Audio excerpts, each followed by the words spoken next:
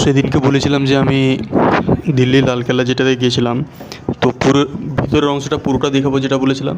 তো এই ভিডিওতে পুরোটা দেখাবো, আর কীভাবে এন্ট্রি হয়, কোথায় কোথায় কী দেখার জিনিসগুলো আছে সব কিছু এখানে দেখাবো।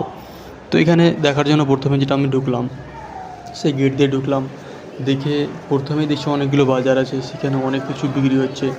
তো যেগুলো দেখার মধ্যে জিনিস ছিল সেইগুলো এখন যেগুলো দেখাচ্ছি, সেই দেখো আইফেল টাওয়ার, সেই প্যারিসের ছোটো ছোটো এগুলো মানে খেলনা টাইপের বিক্রি করছে, এগুলো মানে ঘর সাজানোর জন্য।